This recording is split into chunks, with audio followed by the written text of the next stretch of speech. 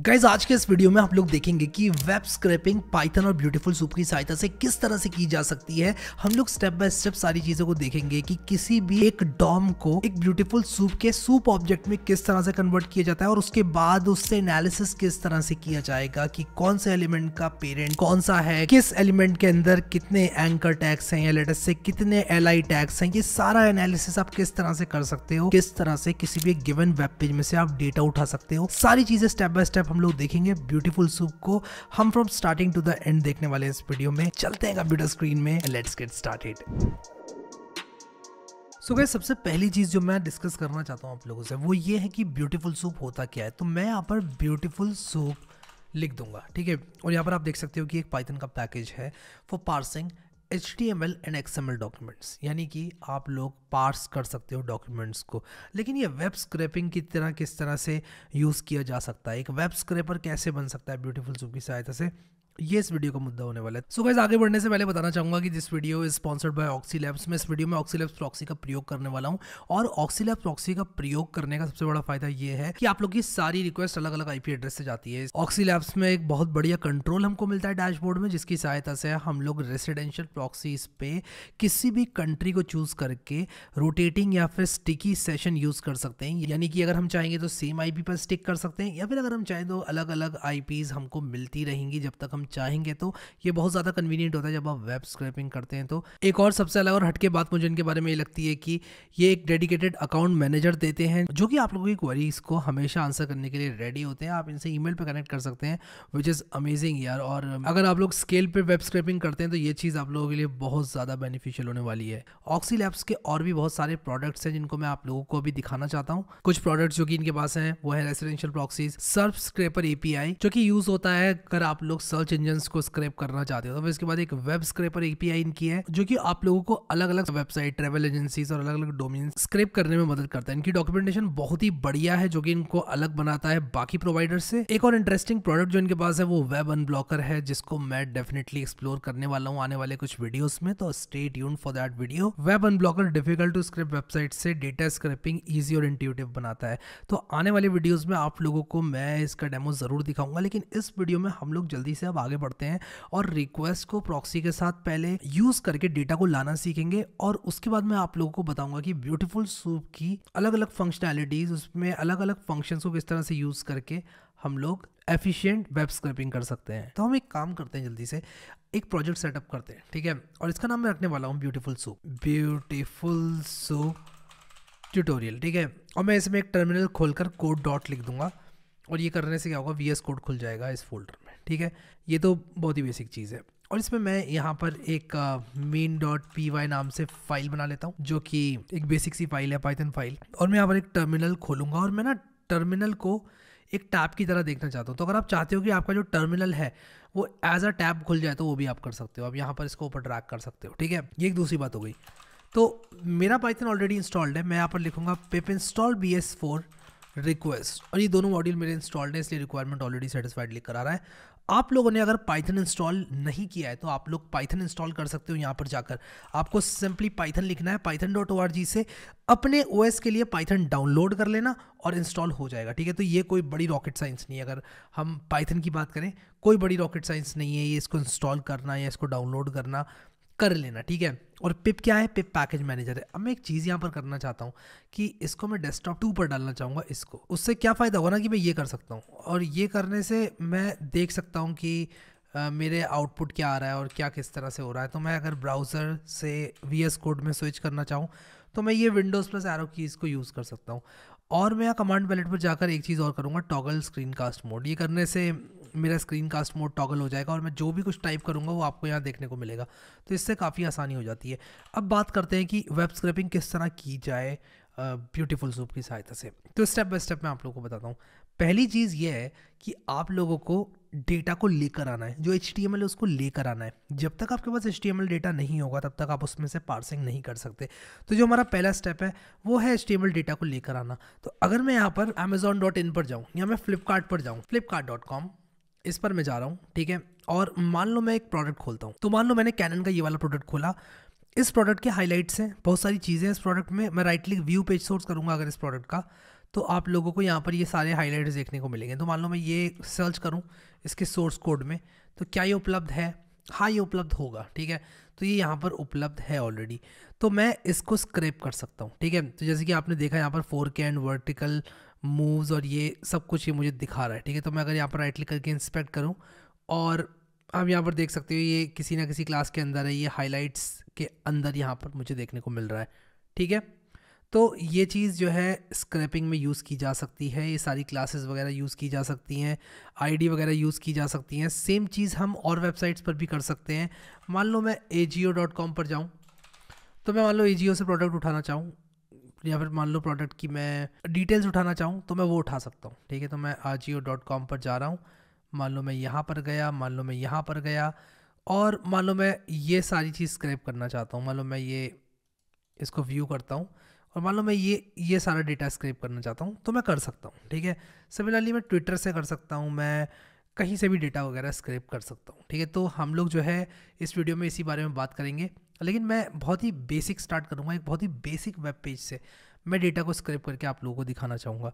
और वो क्या होगा, डेटा यूनिवर्सिटी की कोई वेबसाइट ले लेते हैं, यूनिवर्सिटी, या फिर एक काम करते हैं, क्यों ना हम टाइम्स ऑफ इंडिया को स्क्रैप करें और टाइम्स ऑफ इंडिया की इस खबर को स्क्रैप करें। तो आप यहाँ पर देख सकते हो एक क्लियर फिक्स नाम की क्लास लगी हुई है, class is equal to underscore S30J है। इसको मैं रीलोड करूँ अगर, तो यहाँ पर भी मैं राइट क्लिक करके इंस्पेक्ट करूँ अगर, तो S30J है, तो मैं यहाँ पर इस डेटा को स्क्रैप कर सकता हूँ, ठीक है। तो सबसे पहला काम क्या है, मान लो मैं ये न्यूज़ वाली जो पेज है मैं इसको स्क्रैप करना चाहता हूँ। यहाँ पर सारी न्यूज़ लिखी हुई है, ये सब न्यूज़ लिखी हुई है, मान लो मैं इन सारी न्यूज़ को स्क्रैप करना चाहता हूँ, ठीक है। तो मैं क्या करूँगा, सबसे पहले तो इस URL को एज एन HTML सेव कर लूँगा। तो उसके लिए मैं इंपोर्ट रिक्वेस्ट करूंगा। इसके बाद मैं क्या करूंगा, लिखूंगा URL इज इक्वल टू, और जो URL मैंने कॉपी किया हुआ है ऑब्वियसली उसको लिखूंगा। अगर आप लोग चाहते हो कि हॉरिजॉन्टल स्क्रॉल बार ना आए तो आप लोग यहाँ पर टॉगल वर्ड रैप पर क्लिक कर सकते हो और आपको हॉरिजॉन्टल स्क्रॉल बार नहीं आएगा। इंपोर्ट रिक्वेस्ट करने के बाद रिक्वेस्ट इंपोर्ट होता है और मैं यहाँ पर A इज इक्वल टू या फिर R is equal to request dot get करके URL का कंटेंट जो है वो निकाल सकता हूँ। और मैं यहाँ पर लिख सकता हूँ प्रिंट r.text, लेकिन r.text को हम प्रिंट ना करते हुए कोशिश करेंगे कि r.text को सेव कर दें किसी एक फाइल में। तो ऐसा करने के लिए मैं क्या करूँगा, मैं यहाँ पर एक फंक्शन बनाऊँगा, def fetch and save to file, ये मेरा फंक्शन है। मैं इस URL से और इस पाथ पर सेव कर दूँगा, ठीक है। तो यहाँ पर मैं सिंपली क्या करूँगा, मैं कहूँगा देखो भाई क्या करो, r is equal to request dot get URL कर दो, ठीक है, URL कर दो। और इसके बाद क्या करो कि r.text को क्या करो, with open path right mode में खोलो एज f और f.write कर दो। क्या राइट करोगे इस फाइल में, इस फाइल में राइट कर दो r.text, ठीक है, सिंपल सी चीज़ है। और दैट्स इट एंड रिटर्न, ठीक है। तो अभी मैं यहाँ पर क्या करूँगा, मैं कहूँगा कि यार देखो क्या करो कि ये जो मेरा पाथ है, कौन सा पाथ है, मैं एक फोल्डर बना लेता हूँ यहाँ पर डेटा नाम से। मैं कहूँगा कि यार मेरा ये URL जो है, इस URL को data/times.html के नाम से सेव कर दो। और मैं इसको रन करूँगा जैसे ही, ये कह रहा है इनवैलिड सिंटेक्स, एक्चुअली मैंने कुछ सेलेक्ट करके चला दिया था जिसकी वजह से टेम्प कोड रनर फाइल बन गई। होता क्या है कि टेम्प कोड रनर फाइल तब बन जाती है जब आप एक कोड सेगमेंट सेलेक्ट करके उसको रन करने की कोशिश करते हैं। तो कभी भी आप एक कोड सेगमेंट को सेलेक्ट करके रन करने की कोशिश करेंगे तो आप लोगों को जो है इस तरह से देखने को मिलेगा, वो सिर्फ उतना ही कोड रन करने की कोशिश करेगा जितना सेलेक्टेड है, ठीक है। तो यहाँ पर हम जो है ऐसा नहीं करेंगे, हम हमेशा यहाँ पर क्लिक करके और फिर इसके बाद रन करेंगे और हमारा ये जो फाइल है हमारी वो सेव हो जाएगी। मैं एक काम करता हूँ, इस टर्मिनल को हटा के यहाँ पर इसको ले लेता हूँ, ठीक है। तो जब भी मैं रन करूँगा तो ये यहाँ पर रन हो रहा है, लेकिन अगर मैं चाहता हूँ यहाँ पर रन हो तो ऑब्वियसली मैं एरो कीज़ का इस्तेमाल कर सकता हूँ और रन हो जाएगा वो फिर, ठीक है। तो देखो यहाँ पर एक times.html बन गई है। times.html के अंदर हमारे पास बहुत सारा कंटेंट है, बहुत सारा। फॉर्मेट डॉक्यूमेंट में इसको ऑब्वियसली कर सकता हूँ और ये फॉर्मेट कर देगा मेरे लिए। और इसके बाद यहाँ पर हर सिटी से रिलेटेड, हर जगह से रिलेटेड यहाँ पर बहुत सारा डेटा है। अब करना क्या है, अब हमें करना ये है कि इस सारे डेटा को ऑर्गेनाइज करके स्क्रैप करना है, इसमें से डेटा निकालना है। और वो काम होने वाला है किसकी सहायता से, वो काम होने वाला है हमारा ब्यूटीफुल सूप की सहायता से। तो चलो यार काम पे लग जाते हैं। मैं यहाँ पर एक सैम्पल पेज बनाऊंगा। sample.html और सबसे पहले आपको स्क्रिपिंग देऊंगा सैम्पल पेज की, ठीक है। और मैं इस main.py को रीनेम करके इसका नाम रख देता हूँ 00 फैचिंग डेटा, ठीक है। तो अब हम लोग क्या करेंगे, यहाँ से डेटा को फैच करने के बाद उसको स्क्रैप करेंगे, लेकिन उससे भी पहले मैं आप लोगों को बताना चाहता हूँ कि किस तरह से हम लोग एक प्रॉक्सी का प्रयोग कर सकते हैं इस डेटा को फैच करने में। क्योंकि कभी कभी क्या होता है कि जब हम एक ही आईपी से डेटा स्क्रैप करते हैं तो मे बी हमारी आईपी ब्लॉक हो सकती है, या फिर हमारी एक आईपी से डेटा को निकालने की लिमिट है वो जा सकती है। तो हम क्या करेंगे कि ये fetch and save to file URL data/times.html जो मैंने किया है, इसको हम प्रॉक्सी के साथ इस्तेमाल करेंगे। तो प्रॉक्सी के साथ इस्तेमाल करने के लिए मैं ऑक्सी लैब्स की प्रॉक्सी को मैं यूज़ में लूँगा। तो मैं ऑक्सी लैब पर जाऊँगा और अपनी जो प्रॉक्सी है उसको यूज़ करूँगा। सो गाइस, जैसे कि आप लोग देख रहे हो मैं ऑक्सी लैब्स प्रॉक्सी का इस्तेमाल यहाँ पर कर रहा हूँ। मैं ऑक्सी लैब प्रॉक्सी का इस्तेमाल इसलिए कर रहा हूँ क्योंकि मैं चाहता हूँ बल्क में रिक्वेस्ट मारना, और ऐसा मैं रिक्वेस्ट मॉड्यूल के साथ भी कर सकता हूँ, रिक्वेस्ट मॉड्यूल विद प्रॉक्सी, ठीक है। अब रिक्वेस्ट मॉड्यूल को प्रॉक्सी के साथ कैसे यूज़ करना है ये एकदम आसान है, ठीक है। तो आपने करना सिंपली ये है कि जैसे आप देख सकते हो यहाँ पर इस तरह से रिक्वेस्ट मॉड्यूल के साथ प्रॉक्सी का प्रयोग किया जा रहा है। मैंने यहाँ पर एक नई फाइल बनाई है रिक्वेस्ट proxy.py, ठीक है। मैं यहाँ पर ऑक्सी लैब्स प्रॉक्सी का प्रयोग करूँगा। ऑक्सी लैब्स प्रॉक्सी एक प्रॉक्सी प्रोवाइडर है। मैं अपने अकाउंट में लॉगिन कर लेता हूँ और आप लोगों को बता दूँ कि प्रॉक्सी का काम ये होता है कि एक इंटरमीडिएट सर्वर की तरह काम करता है। रिक्वेस्ट जाएगी ऑक्सी लैब या फिर जो भी आपका प्रॉक्सी प्रोवाइडर है उन तक, और वहाँ से फिर आपके डेस्टिनेशन तक जाएगी, ठीक है। तो मैं जल्दी से अभी यहाँ पर क्या करता हूँ कि जो मेरी रेसिडेंशियल प्रॉक्सी है मैं उसे यूज़ करना चाहता हूँ। तो ऑक्सी लैब्स आप लोग यूज़ कर सकते हो, और यहाँ पर मैं एंड पॉइंट जनरेटर पर जाऊँगा और यहाँ पर बहुत सारे मेथड्स हैं जिसकी सहायता से मैं ये काम कर सकता हूँ। अब आप लोग देखो यहाँ पर ये मेरा पासवर्ड है। ऑब्वियसली मैं इसको चेंज कर दूंगा इस वीडियो के बाद, सो आप लोग ट्राई करोगे तो ये कभी काम नहीं करेगा, बट आप लोग ऑलवेज अपनी प्रॉक्सी परचेज कर सकते हो। मैं यहाँ पर हांगकांग पर क्लिक करता हूँ। मैं एक स्पेसिफिक रीजन की प्रॉक्सी चाहता हूँ। लोकेशन सेटिंग्स में मान लो मैं यहाँ पर ये रीजन क्या है, रीजन मतलब select a dedicated region endpoint based on your location. If you're connecting from China, choose Hong Kong or Beijing for better connectivity. Okay, तो मैं इसको ग्लोबल कर दूंगा। यहाँ पर मैं अपनी कंट्री चुनूंगा, ठीक है। तो मैं काम करता हूँ बेल्जियम चुन लेता हूँ या यूनाइटेड स्टेट्स चुनूंगा। यूनाइटेड स्टेट्स, कम ऑन यार, यूनाइटेड स्टेट्स कहाँ हो तुम? United states of America. मैं कोई स्टेट यहाँ पर स्पेसिफाई नहीं कर रहा हूँ। अब इसमें दो तरह की आईपीज़ हैं। एक रोटेटिंग सेशन है जो कि सेम आईपी एड्रेस 30 मिनट तक अगर आप रखना चाहते हो तो स्टिकी यूज़ करो, लेकिन रोटेटिंग क्या करेगा, हर न्यू रिक्वेस्ट के साथ आईपी चेंज करता रहेगा, ठीक है। तो मैं ये चूज़ कर रहा हूँ और यहाँ पर मैं HTTP करूँगा और ये मेरी प्रॉक्सी है। That's it, that's about it. But आप लोगों को बता दूँ कि इनकी डॉक्यूमेंटेशन के अंदर काफ़ी डिटेल में लिखा हुआ है कि पाइथन के साथ किस तरह से इस्तेमाल करना है। मैं आप लोगों को यहाँ पर दिखाता हूँ कहाँ पर वो है। मेकिंग रिक्वेस्ट कहाँ पर था, मैं इसको ढूंढ के आपको बताता हूँ जल्दी से। तो आप लोग को सिंपली क्या करना है, यहाँ पर स्टिकी प्रॉक्सी एंट्री नोट्स पर जाना है और यहाँ पर आप देख सकते हो कि अलग अलग कोड एग्जाम्पल्स दिए हुए हैं। तो आपको देखो ये रिक्वेस्ट का एग्जाम्पल भी दिया हुआ है। आप यहाँ पर url-lib.request को प्रॉक्सी के साथ यूज़ कर सकते हो। तो इस तरह से आप कर सकते हो, ठीक है। यहाँ पर इसकी डॉक्यूमेंटेशन को आप लोग पढ़ना, बट मैं अभी आगे बढ़ूँगा और मैं यहाँ पर लिखूँगा IP एड्रेस API। तो मुझे यहाँ पर एक API चाहिए जो कि मुझे IP एड्रेस बता दे, और ये मैंने पहले भी यूज़ किया हुआ है IP5 को, ये काफ़ी बढ़िया काम करती है। तो मैं यहाँ पर सिंपली क्या करूँगा, मैं कहूँगा यार देखो ऐसा करो कि इस पर रिक्वेस्ट मारो और मुझे बताओ कि IP क्या है। तो अगर मैं अभी इसको रन करता हूँ, अगर मैं इसको अभी रन करता हूँ तो ये प्रॉक्सी शायद काम भी नहीं करेगी और ये मुझे एरर थ्रो करके देगा। बट अगर मान लो मैं इसको कमेंट आउट कर दूँ, मान लो मैं proxy is equal to proxies use ना करूँ और अब मैं इसको रन करूँ, तो ये मुझे मेरा जो IP एड्रेस है वो दे देगा। ओके, तो मुझे इसको ऐसे करना पड़ेगा, R इज़ इक्वल टू और R इज़ इक्वल टू करना पड़ेगा और मुझे यहाँ पर प्रिंट करना पड़ेगा r.json को। तो अगर मैं इसको अभी कुछ इस तरह से मिटा दूँ और इसको रन करूँ तो आप लोग देखो यहाँ पर मुझे ये मेरी IP एड्रेस आ रही है। इसको याद रखना 103 से स्टार्ट हो रही है और मैं इस IP एड्रेस से अपनी लोकेशन देख सकता हूँ। ये बेसिकली मेरी ISP की लोकेशन को बताएगा। तो मैंने IP एड्रेस लुकअप लिखा और इस लिंक से मैं अपनी IP की डिटेल्स को फाइंड कर सकता हूँ। तो देखो ये मुझे बता रहा है कि केरला आपका जो है स्टेट है और यहाँ पे मैं जो है अपना IP एड्रेस लुकअप कर सकता हूँ, ठीक है। तो इसने मुझे मेरे IP एड्रेस की डिटेल्स बता दी। अब मैं चाहता हूँ कि मैं अपनी ऑक्सी लैब प्रॉक्सी का प्रयोग करूँ, ठीक है, जो ये मैंने कॉपी किया हुआ है, और इसको प्रयोग में लेते हुए मैं देखना चाहता हूँ कि क्या IP मेरी आ रही है। तो मैं यहाँ पर लिखूँगा proxies is equal to proxies और अभी मैं इसको रन करूँगा प्रोग्राम को, तो ये मुझे एक डिफरेंट IP एड्रेस देगा और इस IP एड्रेस से मैं पता लगाऊंगा कि मेरी कौन सी कंट्री है। तो बेसिकली सर्वर को लगेगा कि इस कंट्री से रिक्वेस्ट आ रही है। लेट्स सी किस कंट्री से सर्वर को लगेगा कि रिक्वेस्ट आ रही है।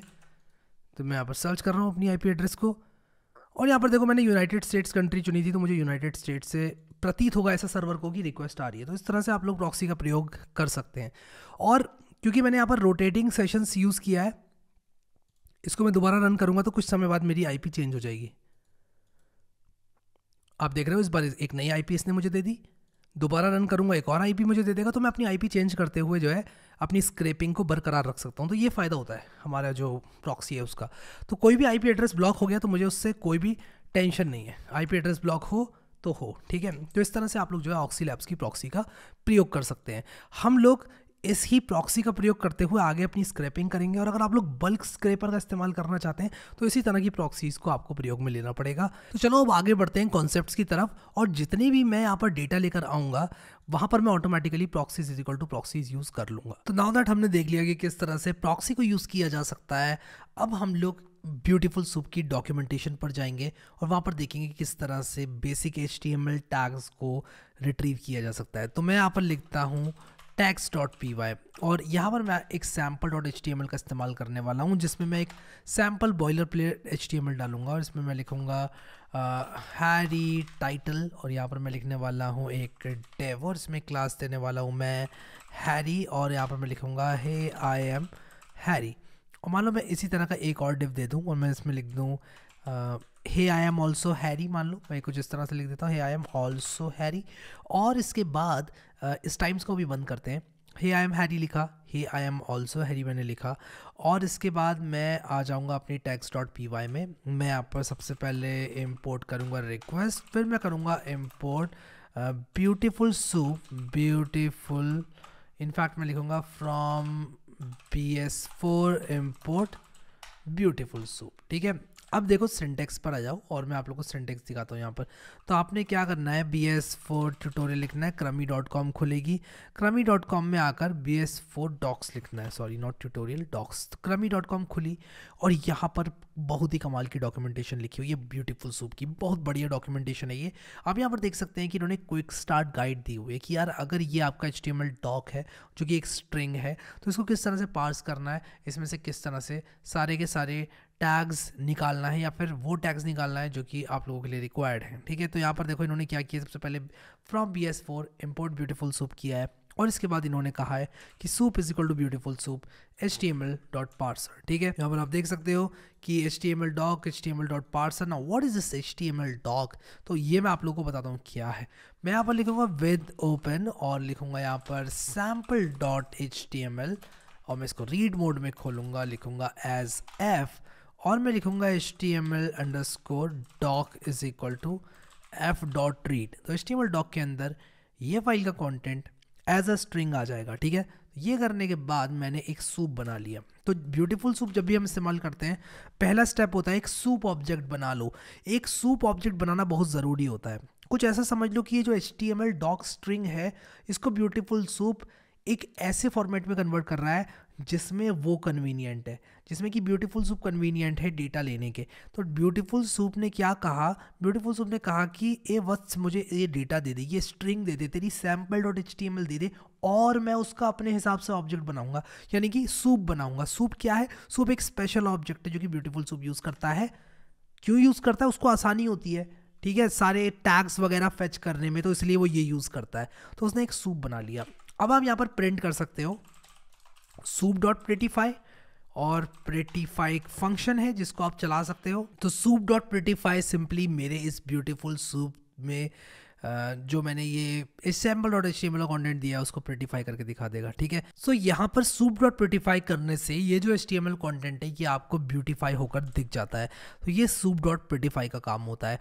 इसके बाद मैं soup.title करके इस पेज का टाइटल प्राप्त कर सकता हूँ। तो अगर मुझे इस पेज का टाइटल प्राप्त करना है तो मैं सिंपली यहाँ पर soup.title लिख सकता हूँ। और soup.prettify अगर मैं ना करूँ डायरेक्टली ये soup.title मैं देखूँ तो आप देखो यहाँ पर एक टाइटल टैग मुझे दिख रहा है।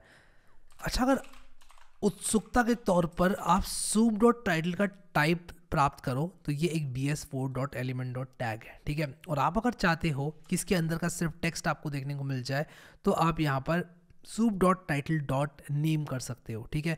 अगर आप नेम करोगे तो ये टाइटल सिर्फ टाइटल ही प्रिंट करेगा, लेकिन अगर आप .string करोगे तो ये आपको इस जो टाइटल है वो एज अ स्ट्रिंग दिखा देगा। तो soup.title.string अगर मैं कर दूँ .string तो आप लोग यहाँ पर देखोगे कि ये bs4.element.navigatable स्ट्रिंग है, यानी कि ब्यूटीफुल सूप अपने ऑब्जेक्ट्स का खुद जो है इस्तेमाल करता है। ब्यूटीफुल सूप यहाँ पर बिल्कुल भी ऐसा नहीं करता है कि जो ऑब्जेक्ट्स हैं उनको पाइथन की नेटिव स्ट्रिंग्स बना दे, पाइथन की लिस्ट बना दे। हाँ, कहीं ना कहीं ऐसा अगर ज़रूरत पड़े तो करता भी है, but most of the objects आपको नए देखने को मिलेंगे जो कि BS4 के अपने ऑब्जेक्ट्स होंगे, ठीक है। तो इस तरह से किसी भी एक पेज का टाइटल निकाला जा सकता है। फिर इसके बाद हम क्या कर सकते हैं, सूप डॉट कोई भी एलिमेंट कर सकते हैं। जैसे मान लो अगर मैं यहाँ पर करूँ soup.dev, तो यहाँ पर ये क्या करेगा, soup.dev अगर मैं करूँगा, इसको रन करके आपको दिखाता हूँ, तो देखो पहला dev मुझे दे देगा। तो इस तरह से आप पहला एलिमेंट निकाल सकते हो। जैसे soup.a करके मुझे पहला a मिल गया। लेकिन अगर आप चाहते हो कि सारे के सारे div टैग्स आपको मिले, तो आपको करना पड़ेगा soup.findAll का इस्तेमाल। तो soup.findAll करके आप सारे के सारे लेट अस से एक div टैग्स निकाल सकते हो। तो मैं यहाँ पर लिखूंगा soup.findAll, तो find अंडरस्कोर all वाले का यूज़ करूँगा मैं, और मैं कहूँगा कि यार मुझे सारे divs दे दो। तो मैंने यहाँ पर div लिखा, आप देखो इसने मुझे एक लिस्ट दे दी और इसके अंदर 2 divs इसने मुझे दे दिए। तो मैं अगर इसको 0 कर दूँ तो मुझे पहला div मिलेगा, और 1 कर दूँ तो मुझे दूसरा div मिल जाएगा, ठीक है। तो मैं इसको अगर 1 कर दूँ तो मुझे दूसरा div मिल जाएगा। और अगर मैं इसका टाइप जानने की कोशिश करूँ तो इसका टाइप भी मुझे मिल जाएगा। ये एक BS4 एलिमेंट है, bs4.element.tag, ठीक है। तो इस तरह से टाइप जान सकते हो आप लोग जो भी ब्यूटीफुल सूप रिटर्न कर रहा है उसका। एक बहुत ही कॉमन सी चीज़ होती है कि किसी भी एक पेज से सारे URLs को निकालना, ठीक है। तो मान लो मेरे पास यहाँ पर एक URL है, एक एंकर टैग है, और मैंने लिख दिया मान लो https google.com, और यहाँ पर मैंने लिख दिया गूगल। फिर उसके बाद मैंने पेज में नीचे कहीं पर एक स्पैन टैग बनाकर उसके अंदर डाल दिया, और मैंने लिख दिया https codewithharry.com, और मैंने यहाँ पर मान लो लिख दिया codewithharry, ठीक है। और ये 2 ही हमारे पास लिंक्स हैं इस पेज पर। तो मैं यहाँ पर क्या कर सकता हूँ, मैं यहाँ पर कुछ इस तरह से कर सकता हूँ। मैं कह सकता हूँ for link in soup.findAll find underscore all, और यहाँ पर मैं लिख दूंगा a, सारे एंकर टैग्स फाइंड कर दो, और मैं यहाँ पर लिख दूंगा प्रिंट लिंक। तो ये मुझे सारे एंकर टैग्स जो है फाइंड करके दे देगा। मैं यहाँ पर लिंक डॉट गेट href भी कर सकता हूँ, जिससे ये मुझे इस लिंक के सारे जो इसके अंदर के लिंक्स हैं, इन लिंक्स टैग्स के लिंक्स मुझे दे देगा, ठीक है। तो इस तरह से मैं इसके href को प्रिंट कर सकता हूँ। अब यहाँ पर अगर मैं लिखूँ soup.findID = link3, तो एक पेज पर एक ID का सिर्फ एक ही एलिमेंट होता है, टेक्निकली होना चाहिए। अगर आपका HTML पेज वैलिड है तो आपको वो भी मिल जाएगा अगर आप कुछ इस तरह से करते हो फॉर soup.findID = जैसे इन्होंने link3 किया हुआ। तो मैं अगर अपने थर्ड वाले लिंक एक बनाऊँ, यहाँ पर मान लो मैं एक एंकर टैग बनाऊँ, href = मान लो लिख दूँ मैं /data/sample.html, और मान लो मैं इसको एक ID दे दूँ, और मैं कह दूँ कि भाई ID = link3, और मैं कुछ इस तरह की चीज़ करने की कोशिश करूँ कि भाई soup.findID = link3। मान लो मैं कहूँ s = soup.findID = link3, तो प्रिंट s मैं यहाँ पर कर दूंगा। मैं इसको रन करूँगा, और आप यहाँ पर देख सकते हो href = /data/sample.html ID = link3, ये मुझे देखने को मिल रहा है। एंड अगर मैं इसमें s.href करूँ कुछ इस तरह से, तो यहाँ पर आप देख सकते हो कि s.href करने से मुझे यहाँ पर नन रिटर्न होकर ये दे रहा है। तो अगर मैं चाहता हूँ कि नन रिटर्न ना करे, तो मैं कहूँगा s.get और href। इससे ये होगा कि ये मुझे इसका जो लिंक है वो दे देगा, ठीक है। तो मैं इसको अगर अभी रन करूँगा तो आप देखो नन की जगह /data/sample.html इसने मुझे दे दिया, ठीक है। तो इस तरह से जो है हम किसी भी एक पेज पर सारे के सारे जो एलिमेंट्स हैं वो प्रिंट कर सकते हैं। अब मान लो मैं चाहता हूँ कि इसके अंदर के टेक्स्ट को फाइंड करना, तो मैं क्या कर सकता हूँ, मैं कह सकता हूँ प्रिंट गेट टेक्स्ट। तो गेट टेक्स्ट लिंक, मैं काम करता हूँ, इसको हटाता हूँ और इसको मैं रेप्लिकेट करता हूँ लाइन को, और यहाँ पर मैं लिखता हूँ .getText। अगर मैं .getText करूँगा तो यहाँ पर ये कह रहा है हैज़ नो एट्रीब्यूट getText, तो यहाँ पर गलती ये आ रही है कि get_text वो होता है। तो मैं अगर अभी इसको रन करूँगा तो ये मुझे टेक्स्ट दे देगा, ठीक है। अभी भी कह रहा है मुझसे ओके, मैंने link.gethref कर दिया, मुझे link.getText करना है, तो ये मुझे इसके अंदर का टेक्स्ट दे देगा, ठीक है। जैसे आप देख सकते हो गूगल दिया, फिर codewithharry दिया, तो जो भी इस लिंक के अंदर का टेक्स्ट होगा ये मुझे दे देगा। और यहाँ पर भी मुझे लिंक के अंदर का टेक्स्ट जो है वो देना चाहिए, तो ये मुझे टेक्स्ट भी दे देगा, जैसे कि आप देख सकते हो यहाँ पर इसने मुझे टेक्स्ट भी दे दिया। तो ये लिंक के अंदर का टेक्स्ट इस तरह से आप लोग ब्यूटीफुल सूप में निकाल सकते हो। सो गाइस, अभी तक हमने कुछ बेसिक चीज़ें देखी, लेकिन अब मैं कुछ एडवांस चीज़ें आप लोगों को दिखाने जा रहा हूँ। मान लो मेरा ये जो सूप है, इसके अंदर मैं एक इटैलिक नाम से क्लास बनाता हूँ, एक डिव बनाता हूँ जिसमें मैं class is equal to italic देता हूँ। तो मैंने यहाँ पर div डॉट इटैलिक दिखा और यहाँ पर मैंने इटैलिक लिख दिया। अब मान लो मैं यहाँ पर आता हूँ अपने tags डॉट py के अंदर और मैं प्रिंट करता हूँ कुछ इस तरह से। मैं कह रहा हूँ कि भाई soup डॉट सेलेक्ट, मैं CSS सेलेक्टर की सहायता से यहाँ पर जो है काम करने जा रहा हूँ। मैं यहाँ पर लिखने वाला हूँ div डॉट इटैलिक, ठीक है। तो मैंने यहाँ पर ये जो डिव बनाया विद क्लास इटैलिक, ये मुझे देखने को मिलेगा। तो जैसे ही मैं रन करूँगा, यहाँ पर आप देखो ये div class is equal to italic मिल गया। क्या होता कि अगर एक से ज़्यादा इटैलिक्स होते यहाँ पर, अगर एक से ज़्यादा इटैलिक्स होते यहाँ पर, तो आपको एक से ज़्यादा इटैलिक्स देखने को मिलते जब मैं इसको रन करूँगा। तो आप देख सकते हो यहाँ पर मैं इसको रन करूँगा, अपने इस पाइथन फाइल को रन करूँगा, एक्चुअली HTML वाले को नहीं। और आप देखो ये सारे इटैलिक्स मुझे देखने को मिल रहे हैं, जिसका मतलब हम CSS सेलेक्टर की सहायता से भी सेलेक्ट कर सकते हैं।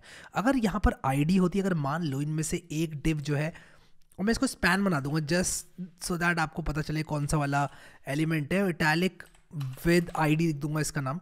अगर मैं कुछ ऐसा करूं, मैं कहूँ इटैलिक विद ID और मैं अब इसको यहाँ पर कहूँ print soup dot select div hash italic, यानी कि सेलेक्ट करो ID से, तो यहाँ पर कुछ भी लिखकर नहीं मुझे मिला क्योंकि मैंने उसको स्पैन कर दिया है। तो div पे क्यों मिलेगा मुझे? और मैंने यहाँ पर span ID is equal to italic को सेलेक्ट किया। तो आप देख सकते हो यहाँ पर मुझे वो सारे एलिमेंट्स मिल गए जिनमें ID इटैलिक है। मैं यहाँ पर ऑब्वियसली soup डॉट स्पैन कर सकता हूँ, मुझे पहला स्पैन मिलेगा। मैं soup dot span dot gate class कर सकता हूँ, तो मैं कुछ इस तरह से कर सकता हूँ soup dot span dot gate. तो मैं यहाँ पर लिख सकता हूँ soup dot span dot gate और क्लास। तो यहाँ पर मैं कह रहा हूँ कि इस HTML डॉक्यूमेंट के अंदर जो मेरा पहला स्पैन है, मुझे उसकी क्लास बता दो क्या है। तो मैं इसको रन करूँगा तो मुझे बता दी जाएगी उसकी क्लास, उसमें कोई क्लास नहीं है। जो पहला स्पैन है उसमें कोई क्लास नहीं है। कौन सा है पहला स्पैन? ये है। तो इसको क्लास दे देते हैं फर्स्ट के नाम से। क्या अब मुझे फर्स्ट देखने को मिलेगा? येस, एब्सोल्युटली मुझे फर्स्ट देखने को मिलेगा। क्या होगा अगर मैं इसको फर्स्ट क्लास भी दे दूं और पहला नाम से भी एक क्लास दे दूं? तो दोनों क्लासेस मुझे मिल जाएंगी, यानी कि मुझे पूरी की पूरी एक क्लास लिस्ट देखने को मिलेगी।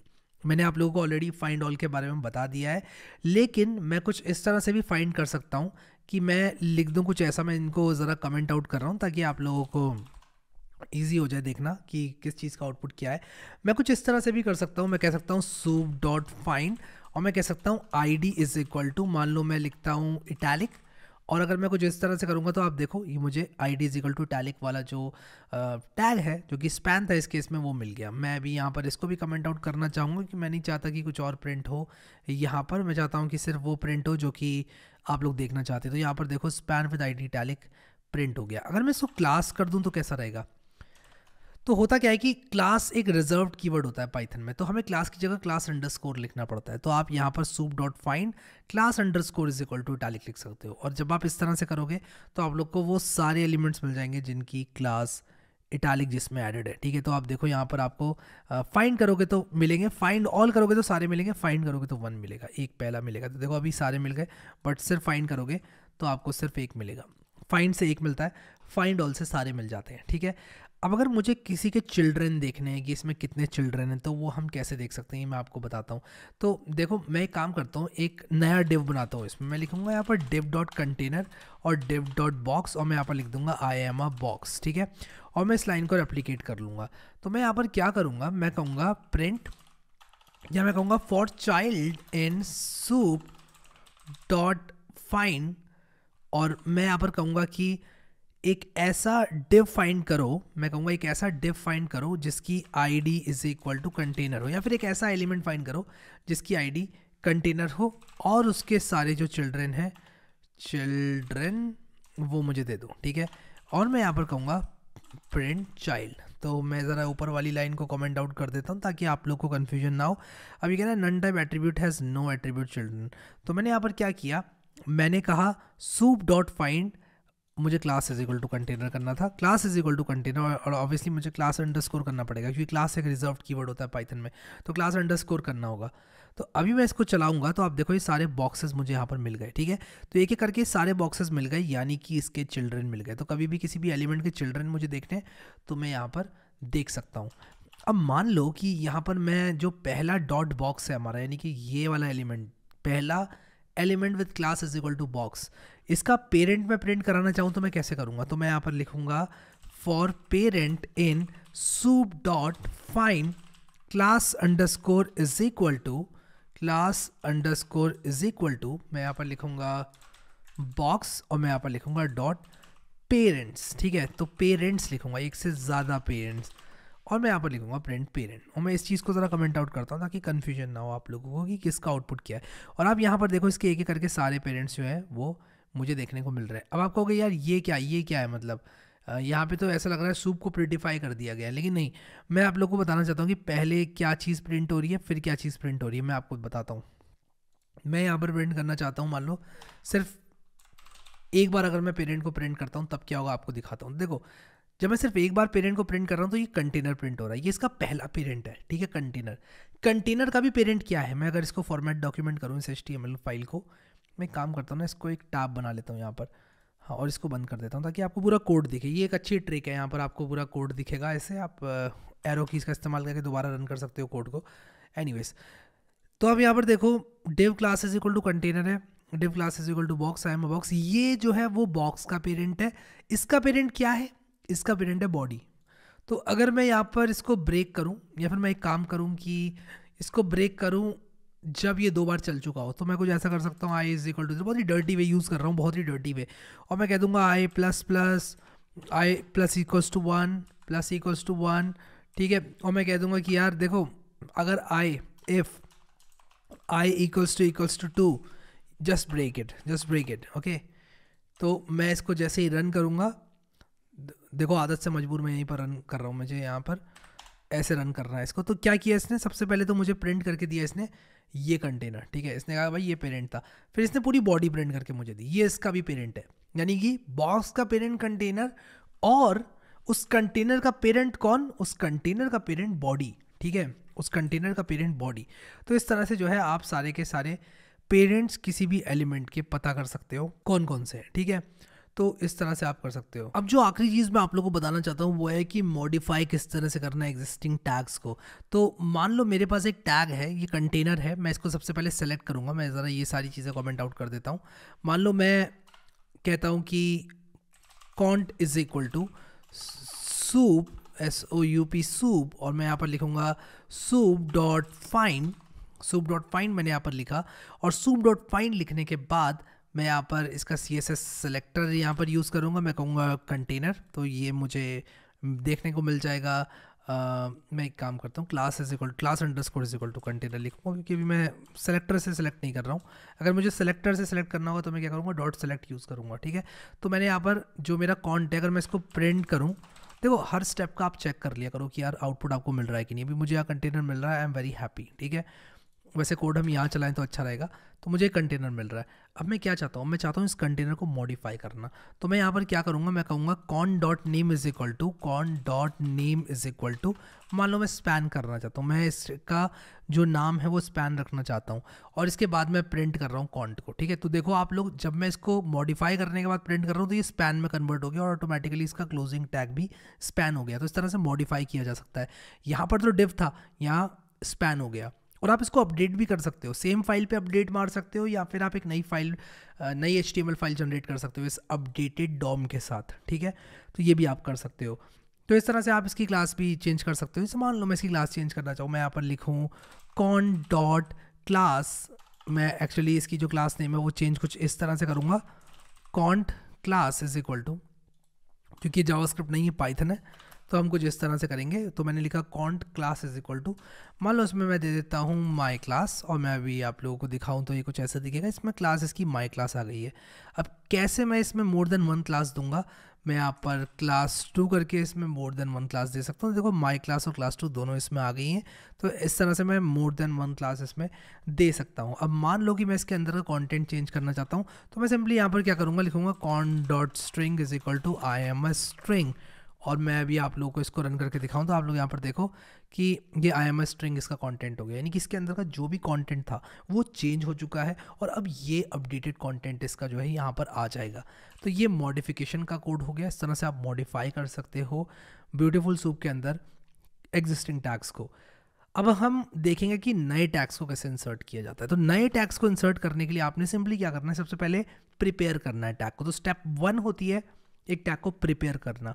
तो मान लो मैं यहाँ पर एक यूएल टैग नाम से बनाता हूँ, मैं एक यूएल टैग प्रिपेयर करना चाहता हूँ। मैं यहाँ पर लिखूंगा soup.new_tag और मैं यूएल यहाँ पर क्रिएट करना चाहता हूँ। और मान लो कि ये टैग प्रिपेयर करने के बाद मैं इसको इंसर्ट करना चाहता हूँ, या फिर मान लो कि इसके अंदर मैं कुछ और चीज़ें अपेंड करना चाहता हूँ। जैसे कि मान लो मैं कहता हूँ कि भाई यूएल टैग के अंदर अपेंड कर दो एक एल टैग। अब ये एल टैग क्या है, ये भी हम बना सकते हैं कुछ इस तरह से, जिस तरह से हमने यूएल टैग बनाया उसी तरह से हम एल टैग बना सकते हैं। तो मैं कह सकता हूँ el tag is equal to, और यहाँ पर मैंने इसको एल कर दिया, और मैं इस एल टैग के अंदर कुछ कंटेंट डाल सकता हूँ डॉट स्ट्रिंग का इस्तेमाल करके। मान लो मैंने कह दिया होम, और मान लो मैं यहाँ पर एक और डालता हूँ अबाउट, और इससे ज़्यादा तो आप डाल ही लोगे, आपको डालना होगा। तो यहाँ पर एक एल टैग हमने बनाया और हमने उसको यूएल टैग में अपेंड कर दिया, एंड हमने ये एक्सरसाइज दोबारा से दोहराई। हमने सबसे पहले क्या किया, यूएल टैग यहाँ पर ये बनाया, फिर इसके बाद हमने एल टैग बनाकर इसके अंदर की स्ट्रिंग को होम सेट कर दिया और अपेंड कर दिया एल टैग इस यूएल टैग में, और इसके बाद el tag is equal to ये करके दोबारा से एक एल टैग बनाया और यूएल टैग में इसको अपेंड कर दिया। और फाइनली जो हमारी सूप होगी उसमें हमें इस यूएल टैग को अपेंड करना है। तो मैं क्या करूँगा, मैं यहाँ पर लिखूँगा soup.html.body.insert फंक्शन का यूज़ करते हुए पहला क्या इसका आर्ग्यूमेंट, एक पोजीशन, न्यूमेरिक पोजीशन, कहाँ पर आप इसको डालना चाहते हो। तो मैं इसको 0th इंडेक्स पर डालना चाहता हूँ। देखो ये बता भी रहा है कि this works the same way as list dot insert. अगर आप लिस्ट के इंसर्ट मेथड को जानते हो पाइथन में तो आपको पता है किस बारे में बात चल रही है। तो ये 0th इंडेक्स बन जाएगा, कुछ ऐसा समझ लो, बॉडी का 0th एलिमेंट बन जाएगा ये। और यहाँ पर मैं लिख दूंगा यूएल टैग। अब मान लो आप चाहते हो इसको एक फाइल में सेव करना, तो आपको सिंपली क्या करना है, आपको फाइल आईओ आता है, आपने 100 डेज ऑफ कोड देखा हुआ है मेरा। मैं modified.html को राइट मोड में कुछ इस तरह से f.write, और इसके बाद मैं str में कन्वर्ट कर लूँगा सूप को, और मैं कहूँगा भाई सूप को एक फाइल में राइट कर दो, प्रिंट करने की ज़रूरत नहीं है, एक फाइल में राइट कर दो, और मुझे मेरा यूएल टैग मिलना चाहिए at the starting. Let's see if it works. modified.html तो मिल गई है मुझे। देखते हैं इसमें यूएल टैग इंसर्ट हुआ, एंड येस इसमें यूएल टैग भी इंसर्ट हुआ और 2 एल भी इंसर्ट हो गए। बहुत बढ़िया। तो मैं इसको अगर यहाँ पर फॉर्मेट डॉक्यूमेंट करूँ तो आप देखो एक यूएल और उसके अंदर 2 एल इंसर्ट हो गए। तो इस तरह से आप एलिमेंट्स को इंसर्ट कर सकते हैं ब्यूटीफुल सूप के अंदर। सो आई होप कि यार आप लोग को समझ में आ गए ब्यूटीफुल सूप किस तरह से इस्तेमाल करना है, किस तरह से ब्यूटीफुल सूप के अलग अलग एलिमेंट्स, अलग अलग फंक्शंस काम करते हैं। आई होप कि आप लोग के लिए बहुत ज़्यादा यूजफुल रहा होगा। अब मैं यहाँ पर आपको एक ऐसी चीज़ बताना चाहता हूँ जिससे आप लोग पता लगा सकते हो कि क्या किसी एक टैग में एक एट्रीब्यूट है कि नहीं है।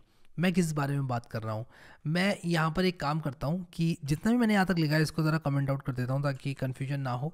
और अब मैं यहाँ पर क्या करने वाला हूँ, मैं यहाँ पर कहूँगा soup.find, और मैं यहाँ पर लिखूँगा class underscore is equal to let us say container, और अब मैंने यहाँ पर मैं लिख देता हूँ cont is equal to, तो ये मेरा कंटेनर आ गया। अब मैं ये पता करना चाहता हूँ कि क्या इसके अंदर, इस कंटेनर के अंदर एक एट्रीब्यूट है कि नहीं है। ठीक है, तो मैं यहाँ पर कहूँगा कि क्या इसके अंदर आईडी एट्रीब्यूट है कि नहीं है।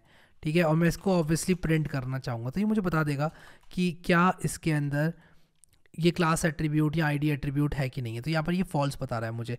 क्या इसमें क्लास एट्रीब्यूट है, तो ये मुझे बता देगा कि इसमें क्लास एट्रीब्यूट है कि नहीं है। तो मैं इसको रन करूँ तो देखो ट्रू मुझे बता रहा है। अब मान लो कि इसके अंदर मैं इस डिव के अंदर एक एट्रीब्यूट डाल रहा हूँ content editable is equal to true. ठीक है, तो मैं यहाँ पर क्या कर सकता हूँ, मैं पता लगा सकता हूँ कि क्या इसमें कंटेंट एडिटेबल एट्रीब्यूट है कि नहीं है, और इस बार यहाँ पर फॉल्स ही मुझे दिखा रहा है। ओके, तो मैंने मॉडिफाइड में चेंज कर दिया एक्चुअली, तो मुझे यहाँ पर कंटेंट एडिटेबल ट्रू यहाँ पर डालना होगा। तो आप देखो यहाँ पर अभी ट्रू आ रहा है। ठीक है, तो पहले नहीं था तो फॉल्स आ रहा था, अब है तो ट्रू आ रहा है। ठीक है, तो इस तरह से हम पता लगा सकते हैं कि एक एट्रीब्यूट है कि नहीं किसी एक एलिमेंट में, ये चीज़ हम पता लगा सकते हैं। अब मैं आपको एक चीज़ और बताता हूँ। अब ये कॉन्सेप्ट आपने समझ लिया, हम कुछ इस तरह से फंक्शन लिख सकते हैं, ठीक है। मान लो मैं has class but not ID नाम से एक फंक्शन बनाना चाहूँ, और मैं यहाँ पर एक टैग लूँगा और मैं ये पता लगाना चाहता हूँ कि किसी एक टैग में क्लास है पर आईडी नहीं है, ऐसा है कि नहीं। तो मैं क्या करूँगा, यहाँ पर लिखूँगा रिटर्न, मैं यहाँ पर लिखूँगा हैज़ ATTR और फिर इसके बाद मैं लिखूँगा क्लास, यानी कि उसके अंदर क्लास एट्रीब्यूट हो, एंड मैं लिखूँगा not of tag dot has ATTR ID, यानी कि इसके अंदर आईडी एट्रीब्यूट ना हो बट क्लास एट्रीब्यूट हो, तब वो टैग जो है तब ये फंक्शन उस टैग के लिए ट्रू रिटर्न करेगा। तो इस फंक्शन को ज़रा समझते हैं क्लोजली, कंफ्यूजिंग नहीं बनाना चाहता मैं आप लोगों के लिए इतना सभी कुछ भी चीज़ को। Has class but not ID नाम से एक फंक्शन बनाया, किसी भी टैग के अंदर क्लास एट्रीब्यूट है और आईडी नहीं है, उसके लिए ये ट्रू रिटर्न कर रहा है। क्या आपको भी ऐसा ही फंक्शन लिखना है सेम टू सेम? नहीं, ये एक एग्जाम्पल है। इस तरह के बहुत सारे फंक्शन लिखे जा सकते हैं। जैसे कि एक फंक्शन लिखा जा सकता है कि एक ऐसा टैग जिसके अंदर पहले चाइल्ड के अंदर एक गिवन क्लास का एलिमेंट है कि नहीं, आप ऐसा फंक्शन लिख सकते हो जो कि उस तरह के टैग के लिए ट्रू रिटर्न करेगा। तो फंक्शन बहुत कॉम्प्लेक्स हो सकता है, ये बहुत सिंपल फंक्शन है जो कि रिटर्न करेगा ट्रू जब किसी टैग के अंदर क्लास एट्रीब्यूट सेट है बट आईडी एट्रीब्यूट सेट नहीं है। अब ये करने का क्या मकसद है, मैं क्या बताना चाहता हूँ आपको, मैं कुछ इस तरह से फाइंड ऑल का इस्तेमाल कर सकता हूँ। जैसे कि मैं लिख सकता हूँ यहाँ पर results is equal to soup dot find all, soup dot find all, और मैं यहाँ पर कह सकता हूँ कि वो सारे एलिमेंट्स फाइंड कर लो जिसके लिए ये फंक्शन ट्रू रिटर्न करता है। समझ रहे हो कितना इजी हो गया?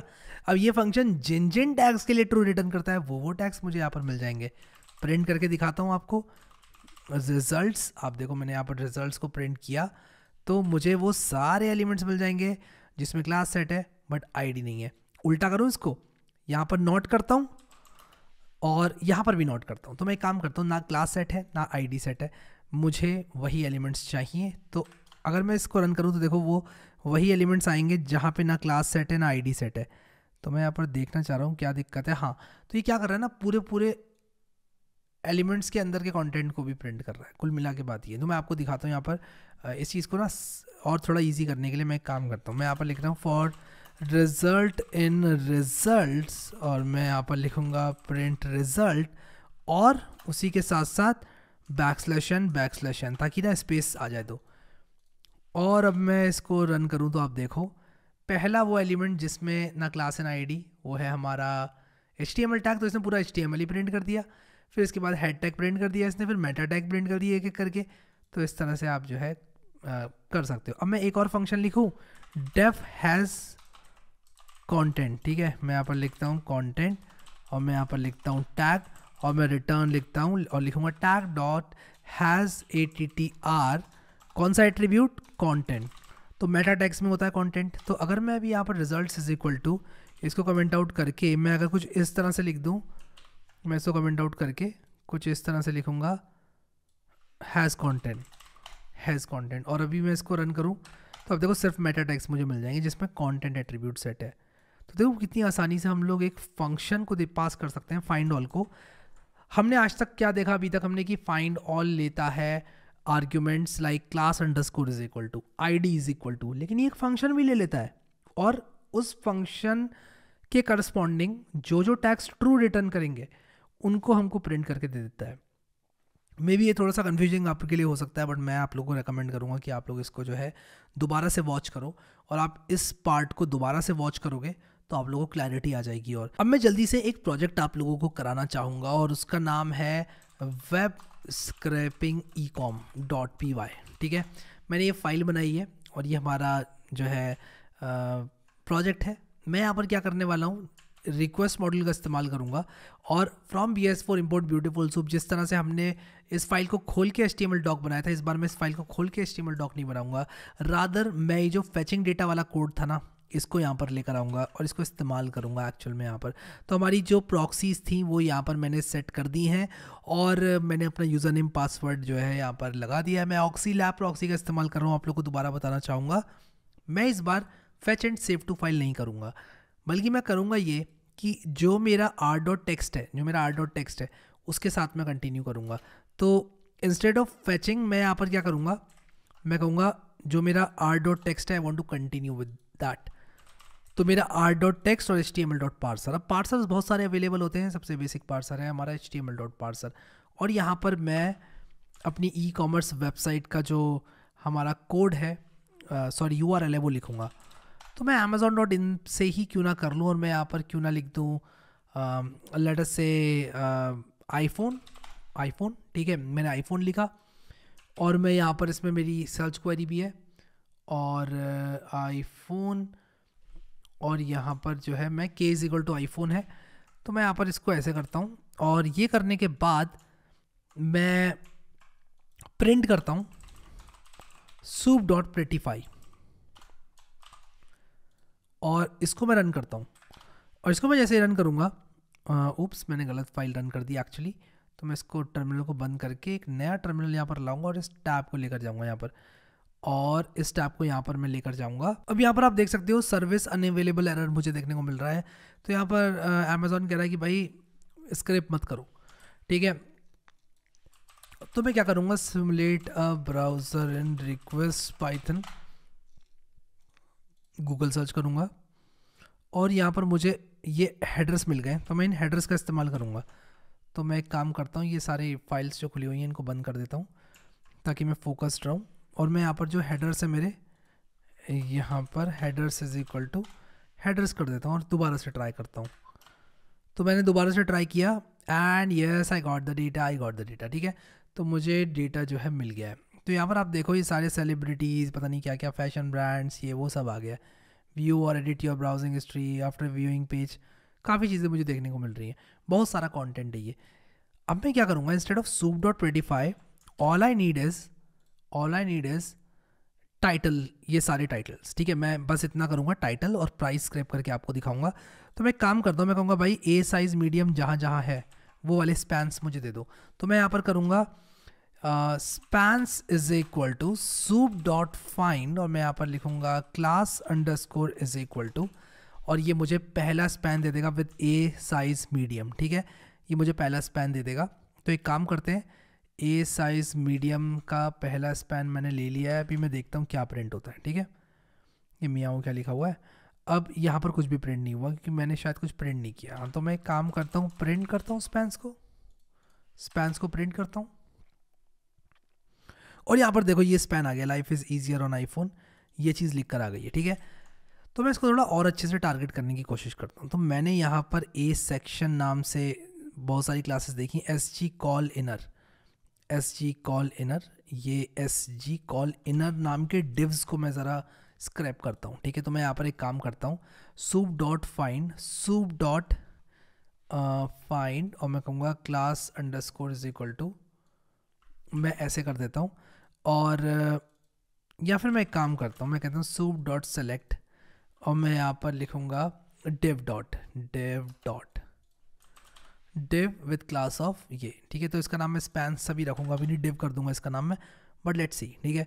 तो यहाँ पर बहुत सारे divs मुझे देखने को मिले, और यहाँ पर मुझे करना क्या है कि सिर्फ cellular phone, battery, average life, actually क्या है ना कि बहुत सारी चीज़ें आ रही हैं। तो मुझे ना सिर्फ ये टाइटल चाहिए, और मैं ये टाइटल कैसे ले सकता हूँ ये मुझे अभी फिगर आउट करना है। तो मैं क्यों ना ये वाली क्लास से टारगेट करूँ, तो मैं क्यों ना ये कह दूँ कि स्पैन डॉट ये, और यहाँ पर भी डॉट और यहाँ पर भी डॉट। लेट्स सी कि ये चीज़ मुझे सारे के सारे टाइटल्स देती है कि नहीं। हाँ, इस चीज़ ने मुझे सारे टाइटल्स दे दिए हैं, ठीक है। तो मैं यहाँ पर अभी ये कर सकता हूँ, for span in spans print span dot string, ठीक है। तो मैं स्पैन डॉट स्ट्रिंग को प्रिंट कर सकता हूँ जो कि मुझे इसके अंदर का टेक्स्ट देगी। तो यहाँ पर देखो आईफोन, ये रेड वाला, पर्पल वाला, गोल्ड वाला, ये सब मुझे देखने को मिल गया है। तो मैंने ये वाली चीज़ तो स्क्रैप कर ली है। अब अगली चीज़ जो मुझे स्क्रैप करनी है वो है प्राइस, ठीक है। तो मैं एक चीज़ ये कर सकता हूँ कि इसके पेरेंट में जाओ, उसके पेरेंट में जाओ, उसके भी पेरेंट में जाओ, उसके भी पेरेंट में जाओ, और उसमें खोजो प्राइस, ठीक है। ये किया जा सकता है, बट क्यों ना हम ये SG कॉल वाला, ये जो पूरी क्लास लिखी हुई है ये, और SG कॉल इनर जो लिखा हुआ है ये, इसके अंदर से डेटा ले लें। तो यहाँ पर अगर आप देखो ये देखो प्राइस इंस्ट्रक्शंस, ये देखो दिख रहा है आपको, ये डिव यहाँ पर है और फिर इसके बाद कलर बेस, और मैं देखता हूँ मुझे इसमें कोई यूनिक क्लास मिल जाती है तो मेरे हिसाब से मुझे प्राइस भी मिल जाएगा। तो ये यहाँ पर शायद ये प्राइस है, आई गेस यहीं पर प्राइस है, इसका कंटेंट प्राइस है। मैं थोड़ा यहाँ पर स्पेस बना के देखता हूँ, नहीं ये ए के अंदर क्या है, ए के अंदर एक स्पैन है, स्पैन के अंदर प्राइस है, ए प्राइस और ए ऑफ स्क्रीन। तो एक काम करते हैं, जो ए प्राइस वाली क्लास है ना उसको यहाँ पर हम ट्राई करते हैं लेने का। तो मैं यहाँ पर लिखता हूँ prices is equal to soup dot select, and what do we want to select, we want to select span, we want to select spans with this class, ठीक है। और मैं इस बार क्या करूँगा, फॉर स्पैन एंड स्पैन्स मैं यहाँ पर लिखूँगा for prices, for price and prices, और मैं यहाँ पर लिख दूँगा price dot string. Let's go, let's go. तो यहाँ पर नन नन नन आ गया, ये क्या हो रहा है, तो यहाँ पर ये सारे टाइटल्स तो आ गए, चलो ये टाइटल्स से तो मैं सेटिस्फाइड हूँ, बढ़िया। बट ये यहाँ पर नन नन नन नन क्यों आया, दिस इज़ अ प्रॉब्लम, ठीक है। तो class is equal to a price है, इसके अंदर का स्ट्रिंग क्यों नहीं मुझे देखने को मिला, देखता हूँ क्या इशू है। तो स्पैन मैंने कहा for price and prices, prices मैंने किया soup dot select span dot A price, span dot A price, मैंने स्पैन डॉट ए प्राइस किया तो मुझे ये स्पैन मिल गया। और इसके अंदर मैं कर सकता था स्पैन, अगर मैं डॉट स्ट्रिंग ना करूँ, प्राइस डॉट स्ट्रिंग ना करूँ, सिर्फ प्राइस को प्रिंट करूँ, तो क्या ये भी नन है, क्या ये भी नन है, लेट्स सी। नहीं यार ये नन नहीं है, तो मुझे क्या करना है, इसके अंदर का टेक्स्ट प्राप्त करना है। और हम लोगों ने देखा था कि हम गेट टेक्स्ट करके इसके अंदर का टेक्स्ट प्राप्त कर सकते हैं, तो मैं गेट अंडरस्कोर टेक्स्ट फंक्शन का यूज़ करके अपना काम पूरा कर सकता हूँ। तो आप लोग यहाँ पर देखो, मैं इसको जैसे ये करूँगा, यहाँ पर मुझे प्राइसेस देखने को मिल गए, लेकिन ये प्राइसेस 2 बार क्यों आ रहे हैं, ये प्राइसेस 2 बार आ रहे हैं, विच इज़ अ प्रॉब्लम। तो मैं यहाँ पर क्या करूँगा, मैं यहाँ पर लिखूँगा चिल्ड्रेन 0 और dot gate text. I think this should solve this double price problem. ये कह रहा है ऑब्जेक्ट इज़ नॉट सब्सक्रिप्टेबल, तो क्यों ना मैं ऐसा कहूँ कि इसका जो पहला चाइल्ड है, हमने देखा था कि पहला चाइल्ड कैसे लेना है, कैसे लेना है पहला चाइल्ड हम लोगों ने लेकर देखा भी था, हाँ ये वाली फाइल थी। तो किसी भी एक टैग के सारे चिल्ड्रन अगर हमको लेने हैं तो हम उस टैग के डॉट चिल्ड्रन करके उसके सारे चिल्ड्रन निकाल सकते हैं। तो मैंने यहाँ पर डॉट चिल्ड्रन 0 किया तो नहीं मिला मुझे, मैं यहाँ पर कर सकता हूँ प्राइस डॉट फाइंड, और इसके अंदर एक और स्पैन को खोजो और उसका टेक्स्ट मुझे दो, let's see if this works. हाँ, तो मेरा जो डबल प्राइसिंग प्रॉब्लम है वो भी सॉल्व हो गई। और अब जो तीसरी प्रॉब्लम मुझे सॉल्व करना है वो ये है कि जो ये प्राइसेस हैं इनको मुझे इस ऑर्डर में लगाना है, ठीक है। तो ये जितने भी ये हैं उतने ही प्राइसेस होने चाहिए, बट मुझे ऐसा दिख रहा है कि प्राइसेस ज़्यादा हैं और ये कम है, विच इज़ अ प्रॉब्लम। तो मैं देखूँगा यहाँ पर क्या प्रॉब्लम आ रही है। तो 5S कहाँ पर लिखा है, 5S ये रहा, 5S ये वाला प्रोडक्ट है, 11999। तो मैं ये चीज़ कैसे इंश्योर कर सकता हूँ, तो मैं अगर एक नई फाइल बनाऊँ, अगर मैं यहाँ पर एक नई फाइल बनाऊँ Ctrl+N करके, तो ये 18 लाइन्स है। एंड ये प्राइसेस कितने हैं ये भी देख लेते हैं, 61,000 से स्टार्ट होते हुए ये प्राइसेस कितने हैं, ये प्राइसेस बहुत सारे हैं, आई थिंक ये प्राइसेस 18 से ज़्यादा हैं, ये 50 प्राइसेस हैं। तो ये 50 प्राइसेस ला कहाँ से रहा है, तो ये प्राइसेस 2 जगह से ला रहा है एक्चुअली, ये कटे हुए प्राइसेस भी ला रहा है। तो मैं देखता हूँ यहाँ पर क्या ये कटे हुए प्राइसेस भी ला रहा है। तो इसने स्टार्ट किया 61,999 से, 61,999 से जो कि स्पॉन्सर्ड वाले का था, फिर 79, हाँ तो ये कटे हुए प्राइसेस भी ला रहा है। तो मुझे एक तो कटे हुए प्राइसेस नहीं चाहिए, दूसरी चीज़ ये कि शायद ये कहीं और से भी प्राइसेस ला रहा है, नीचे कहीं और भी किसी प्रोडक्ट के प्राइसेस लिखे हुए हैं वो भी ये लेकर आ रहा है।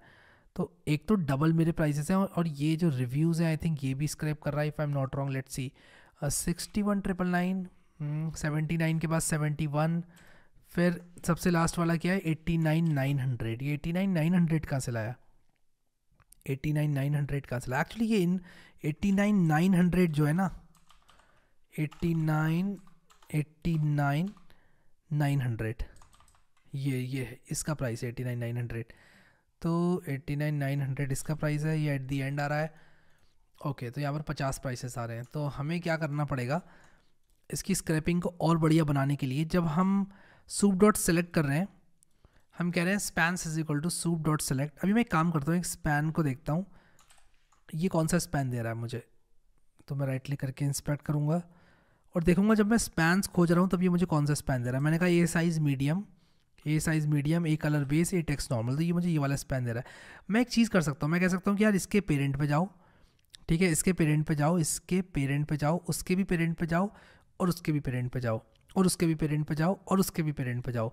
एक्चुअली पता है क्या, मैं यहाँ पर जावास्क्रिप्ट से इसका जो प्राइस है ना वो पता लगा सकता हूँ। तो मैं एक काम कर सकता हूँ, मैं document dot query selector use कर सकता हूँ और मैं कह सकता हूँ कि भाई मुझे बताओ, query selector all in fact use करूँगा, क्वेरी सेलेक्टर भी नहीं, मैं क्वेरी सेलेक्टर ऑल यूज़ करके ये 68 नोट्स कहाँ कौन कौन से ले रहा है ये मैं देख सकता हूँ। ये भी ले रहा है, फिर ये और ये ले रहा है। तो मैं यहाँ पर स्पैन डॉट ए प्राइस दे रहा हूँ, span dot A price A text price नहीं लूँगा, स्पैन डॉट ए प्राइस लूँगा, बट उसमें span dot A text price नहीं होनी चाहिए, ठीक है। तो मैं यहाँ पर एक चीज़ कर सकता हूँ कि इफ़ प्राइस डॉट, मैं यहाँ पर कह सकता हूँ कि if price dot gate ATTR, या फिर मैं एक काम करता हूँ price dot gate class dot, और मैं या फिर एक काम कर सकता हूँ मैं text dash price, if A dash text dash price, अगर ये यहाँ पर है, इनफैक्ट अगर ये नहीं है तभी दिखाओ वरना मत दिखाओ, ठीक है। तो अब देखो ये प्राइसेस कितने कम हो जाएंगे, ये प्राइसेस इतने ही हो गए जितने ये प्रोडक्ट्स हैं। अब करना ये है मुझे इन प्रोडक्ट्स को, इन प्राइसेस को एक साथ अरेंज करना है। तो मैं क्या कर सकता हूँ, मैं कह सकता हूँ एक डिक्शनरी बना सकता हूँ। तो मैं एक पैकेज का प्रयोग करूँगा जिसका नाम है पैंडास। तो मैंने कहा इंपोर्ट पैंडास एस PD। अब पैंडास के डेटा फ्रेम को आप डिक्शनरी से बना सकते हो, ठीक है। कैसे बना सकते हो, कुछ इस तरह से बना सकते हो। देखो इनकी डॉक्यूमेंटेशन में लिखा हुआ है कि डिक्शनरी से बनाने के लिए आप कुछ ऐसा कर सकते हो और ये ऐसे आएगा। तो मेरा भी यूज़ केस कुछ इसी प्रकार का है, ठीक है, मेरा भी यूज़ केस कुछ इसी प्रकार का है। तो मैं कह रहा हूँ डेटा इज इक्वल टू, मेरा कॉलम 1 क्या है, मेरा कॉलम 1 है टाइटल ऑफ द प्रोडक्ट। तो मैं कह दूंगा टाइटल इज इक्वल टू, और ये मेरा खाली होगा, और दूसरा क्या है प्राइस ऑफ द प्रोडक्ट। तो प्राइस इज इक्वल टू ये हो जाएगा, ये भी मैं ऐसे करूँगा। तो ये मेरा डेटा है। फाइनल स्क्रैपिंग के बाद मुझे इस डिक्शनरी को पॉपुलेट करना है और इस डिक्शनरी से डेटा फ्रेम बना लेना है। तो मैं यहाँ पर instead of printing span dot string मैं कहूँगा डेटा टाइटल, और मैं यहाँ पर लिखूँगा dot append span dot string, और यहाँ पर भी मैं यही करूँगा। मैं कहूँगा कि भाई साहब ऐसा करो कि ये जो पूरी चीज़ को प्रिंट कर रहे हो ना, इसको अपेंड कर दो बहुत बढ़िया तरीके से प्राइस वाली लिस्ट में। तो ये भी एक लिस्ट है, ये भी एक लिस्ट है, तो एक एक करके अपेंड होते जाएंगे।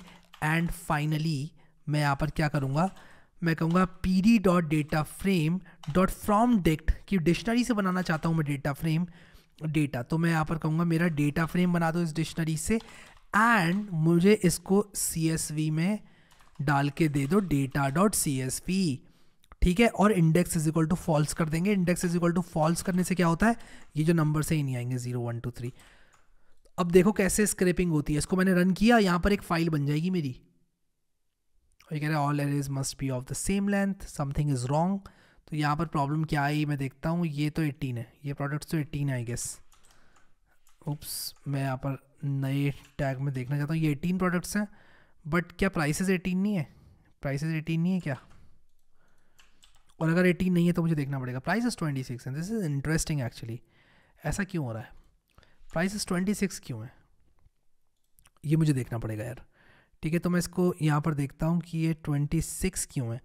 तो A डॉट स्पैन प्राइस, ये कौन कौन से आ रहे हैं इसमें, A प्राइस ठीक है, ये भी ठीक है। मैं लास्ट वाला देखना चाहता हूँ, लास्ट वाला टैग कौन सा है, ये लास्ट वाला टैग कौन सा है, ये तो प्राइस है टेक्स्ट प्राइस, ओके। तो ये स्ट्राइक आउट वाला भी ले रहा है, तो मुझे स्ट्राइक आउट वालों को भी हटाना है। तो इनको मैं कैसे हटा सकता हूँ, स्ट्राइक आउट वालों को, जिसमें स्ट्राइक आउट है A साइज स्पेस और यहाँ पर।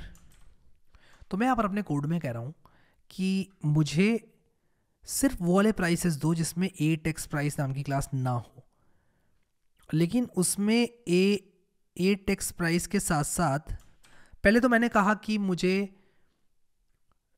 ए प्राइस वाले सारे एलिमेंट्स दो, तो ए प्राइस जिसमें होगा वो सारे सेलेक्ट होंगे, जैसे कि ये और जैसे कि ये टेक्स्ट प्राइस उसमें लेकिन नहीं होना चाहिए, मैंने ये भी बोला ए टेक्स्ट प्राइस उसमें नहीं होना चाहिए। तो इसमें ए टेक्स्ट प्राइस है, मैंने कहा कि if not of A text price in price dot gate class, तो ए टेक्स्ट प्राइस नहीं होना चाहिए, ये मैंने बोल दिया ऑलरेडी। लेकिन उसके बाद भी ऐसा क्यों हो रहा है, ये कहाँ से ले रहा है, ये 99 ये 1199 कहाँ से ले रहा है, मुझे ये देखना पड़ेगा यार, ये कहाँ से ले रहा है।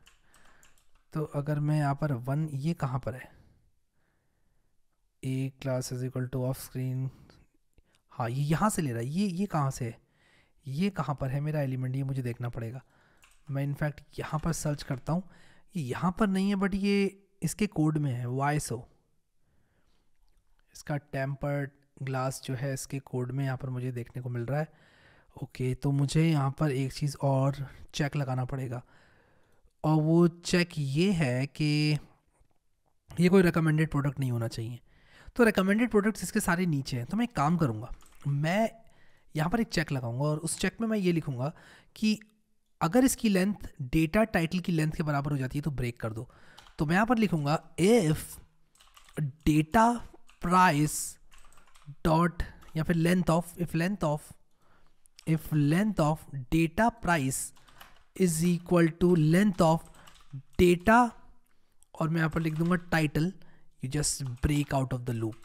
ठीक है, तो मैंने इससे बोला कि यार देखो ऐसा है कि अगर लेंथ ऑफ डेटा प्राइस बराबर हो जाए डेटा टाइटल के, just break out of this loop and this should work, and it work, data dot CSV generate हो गई। तो मैं काम करता हूँ, मैं यहाँ पर रिवील इन फाइंडर करता हूँ इसको, और मैंने जैसे रिवील इन फाइंडर किया मैं डेटा डॉट CSV को खोल कर देख सकता हूँ, एंड लेट्स सी कि ये यहाँ पर अच्छे से हमें सारा डेटा दे रहा है कि नहीं दे रहा है। तो इससे सारा डेटा मुझे दे दिया, टाइटल भी यहाँ पर एक्सट्रैक्ट हो गया और प्राइस भी एक्सट्रैक्ट हो गया। एक्चुअली मैं इसको एक्सेल में खोलना चाहता हूँ, तो मैं इसको बंद करूँगा, ओपन विद माइक्रोसॉफ्ट एक्सेल करूँगा। यार एक्सेल मैंने ख़रीदा हुआ है तो एक्सेल में खोलूँगा ना इसको मैं। अब यहाँ पर आप देख सकते हो कि ये टाइटल्स वगैरह है, इसको मैंने यहाँ स्मॉल इसमें लिखा हुआ है टाइटल। तो मैं काम करता हूँ, चेंज वाला करेंसीज करता हूँ और इसको थोड़ा अच्छा बना देता हूँ, टाइटल कर देता हूँ, और प्राइस की भी चेंज वाला करेंसीज कर देता हूँ। नहीं, प्राइस की चेंज वाला करेंस मुझे केयरफुली करना पड़ेगा क्योंकि मेरी क्लासेस में भी ये लिखा हुआ है प्राइस, तो ये मुझे थोड़ा सा केयरफुली करना पड़ेगा। एंड आई होप कि मैं इसको ठीक से कर पा रहा हूँ। प्राइस तो मैं एक काम करता हूँ, Ctrl+F प्राइस देख लेता हूँ, सारे प्राइस मैंने चेंज कर दिए, हाँ कर दिए, बढ़िया ठीक है। तो ये प्राइस भी चेंज हो गया। अभी मैं अपनी एक्सेल देखता हूँ कैसे दिख रहा है, और ये देखता हूँ कि यहाँ पर डेटा ठीक से आ रहा है, भी कह रहा है पॉसिबल डेटा लॉस। तो मैं काम करता हूँ यार, हटाओ इसको, डॉट सेव करके यहाँ पर 2XL कर देता हूँ। आपके पास एक 2XL भी होता है, 2XL भी होता है, आप इसको एज एक्सेल SX जो है सेव कर सकते हो। तो एक्सेल ही जनरेट कर लेते हैं, कोई दिक्कत वाली बात ऐसी नहीं है। ये कह रहा है all arrays must be of same length, दोबारा रन करता हूँ, हाँ अभी चल गया ठीक है। तो यहाँ पर डेटा डॉट XLSX इसको खोलता हूँ, एंड यस अभी यहाँ पर बिल्कुल अच्छी तरह से हमारा डेटा जो है वो हमें देखने को मिल रहा है ठीक है। तो मैं ज़रा इसको जूम इन करके आप लोगों को दिखा देता हूँ, ये आप देख लो ठीक है। ये देखो सारा डेटा जो है आपका अच्छे से आ गया, टाइटल और प्राइस दोनों आ गए। अब ये भी देख लेते हैं कि भाई ये टाइटल एंड प्राइस ठीक से आए कि नहीं आए। Apple iPhone 14 128 GB blue, Apple iPhone 14 128 GB blue, क्या 71,999 है? हाँ 71,999 है। 40,000 का आईफोन 11 64 GB, कहाँ गया आईफोन 11 64 GB? भाई ये क्या हुआ, ये स्क्रैप क्यों नहीं हुआ? ये एक पेज पे कितने कितने रिजल्ट्स हैं? आई गेस ये रिजल्ट्स अलग अलग दिखा रहा है, ये अलग अलग रिजल्ट्स दिखा रहा है अलग अलग लोकेशन के हिसाब से। तो मैंने क्योंकि प्रॉक्सी यूज़ किया उस लोकेशन के हिसाब से इसने जो शुरू के जो 18 रिजल्ट्स दिखाए वो कुछ और दिखाए ठीक है। लेकिन बस मैं ये देखना चाहता हूँ टॉप रिजल्ट्स जो हैं क्योंकि सिमिलर रहते हैं। तो मैं आईफोन 14 येलो कलर का प्राइस देखता हूँ, 71,999 है क्या? हाँ 71,999 है।